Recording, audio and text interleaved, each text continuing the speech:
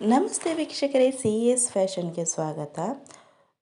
ರುಚಿಯಾದ ಹುಳ್ಳಿಕಾಳು ರಸಮ್ ತುಂಬ ಅಂದರೆ ತುಂಬ ಚೆನ್ನಾಗಿರುತ್ತೆ. ಮಾಡುವ ವಿಧಾನ ನೋಡೋಣವಾ? 100 ಗ್ರಾಮ್ ಅಷ್ಟು ಹುಳ್ಳಿಕಾಳು ತೊಗೊಂಡಿದ್ದೀನಿ. ಒಂದು ಪ್ಯಾನ್ಗೆ ಹಾಕ್ಕೊಂಡು ನೀಟಾಗಿ ಹುರ್ಕೋಬೇಕು. ಇದನ್ನು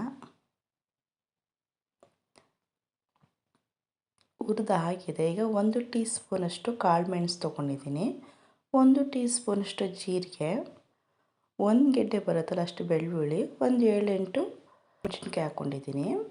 ನೀಟಾಗಿ ಹುರ್ಕೊಳ್ಳೋಣ. ಈಗ 1 ಟೀ ಸ್ಪೂನಷ್ಟು ಧನಿಯಾ ಕಾಳು ಅದನ್ನು ಹಾಕ್ಕೊಂಡು ನೀಟಾಗಿ ಹುರ್ಕೋಬೇಕು. ಚಟಪಟ ಅಂತ ಸೌಂಡ್ ಬರುತ್ತೆ, ಅಲ್ಲಿ ತನಕ ನೀಟಾಗಿ ಹುರ್ಕೊಳ್ಳೋಣ. ಸ್ವಲ್ಪ ಕರಿಬೇವಿನ ಸೊಪ್ಪು ಹಾಕ್ಕೊಂಡು ಅದನ್ನು ನೀಟಾಗಿ ಹುರ್ಕೊಳ್ಳೋಣ. ಒಳ್ಳೆ ಘಮ ಬರುತ್ತೆ. ಈಗ ಒಂದು ಮಿಕ್ಸಿ ಜಾರ್ಗೆ ಹಾಕ್ಕೊಂಡು ಸ್ವಲ್ಪ ಹುಣಸೆಹಣ್ಣು ಹಾಕ್ಕೊಳ್ಳೋಣ. ನಿಂಬೆಹಣ್ಣು ಗಾತ್ರದಷ್ಟು ಹುಳ್ಳಿಕಾಳೆಲ್ಲ ಹಾಕ್ಕೊಂಡು ನೀಟಾಗಿ ಗ್ರೈಂಡ್ ಮಾಡ್ಕೋಬೇಕು ನಾವು. ಈಗ ಒಂದು ಬಾಣಲಿಗೆ ಎಣ್ಣೆ ಹಾಕೋತಾ ಇದ್ದೀನಿ.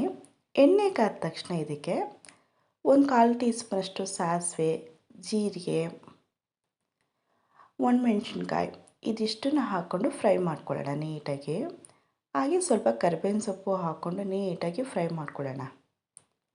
ಚೆನ್ನಾಗಿ ಫ್ರೈ ಆಗಿದೆ ನೋಡಿ, ಅದು ಚಟಪಟ ಅಂತ ಸೌಂಡ್ ಬರಬೇಕು. ಈಗ ರುಬ್ಬಿರುವಂಥ ಹುಳ್ಳಿಕಾಳು ಮಸಾಲೆ ಎಲ್ಲ ನೀಟಾಗಿ ಹಾಕ್ಕೊಂಡು ಎಣ್ಣೆಲಿ 1-2 ನಿಮಿಷ ಬಾಡಿಸ್ಕೋಬೇಕು ನೀಟಾಗಿ. ಈಗ ಅದೇ ಮಿಕ್ಸಿ ಜಾರಿಗೆ ಸ್ವಲ್ಪ ನೀರು ಹಾಕ್ಕೊಂಡು ನೀಟಾಗಿ ಹಾಕ್ಕೊಳ್ಳೋಣ. ನೀರು ಎಷ್ಟು ಬೇಕು ನೋಡ್ಕೊಂಡು ಹಾಕ್ಕೊಳ್ಳೋಣ. ಸಾಂಬಾರಿಗೆ ರುಚಿಗೆ ತಕ್ಕಷ್ಟು ಉಪ್ಪು ಹಾಕ್ಕೊಂಡು ಚೆನ್ನಾಗಿ ಮಿಕ್ಸ್ ಮಾಡ್ಕೋಬೇಕು ನೀಟಾಗಿ. ತೆಳು ಇರುತ್ತೆ, ಕುದಿ ಬಂದ ತಕ್ಷಣ ನೀಟಾಗಿ ಅದು ಗಟ್ಟಿ ಆಗ್ತಾ ಬರುತ್ತೆ ನೋಡಿ. ಹದದಲ್ಲಿ ಮಾಡ್ಕೊಂಡಿದ್ದೀನಿ. ತುಂಬ ಹೊತ್ತೇನು ಬೇಡ, 2 ನಿಮಿಷ ನೀರು ಕುದಿದ್ರೆ ಸಾಂಬಾರು ಹುಳ್ಳಿಕಾಳು ರಸಮ್ ರೆಡಿ ಆಗುತ್ತೆ. ಶೀತ ಆಗಿದ್ದರೆ ಬೇಗ ಹೋಗುತ್ತೆ ಇದು. ಇದಕ್ಕೆ ಕೊತ್ತಂಬರಿ ಸೊಪ್ಪು ಹಾಕ್ಕೊಳ್ಳೋಣ ನೀಟಾಗಿ. 2 ನಿಮಿಷ ಆಗಿದೆ ನೋಡಿ, ಸಾಂಬಾರೆಲ್ಲ ಆಲ್ರೆಡಿ ಗಟ್ಟಿಯಾಗಿದೆ. ಬಿಸಿ ಬಿಸಿ ಅನ್ನಕ್ಕಂತೂ ತುಂಬಾ ಚೆನ್ನಾಗಿರುತ್ತೆ ಹುಳ್ಳಿಕಾಳು ರಸಮ್ಮು. ಶೀತಕ್ಕೆಲ್ಲ ತುಂಬಾ ಒಳ್ಳೆಯದು. ರುಚಿಯಾದ ಹುಳ್ಳಿಕಾಳು ರಸಮ್ ರೆಡಿಯಾಗಿದೆ.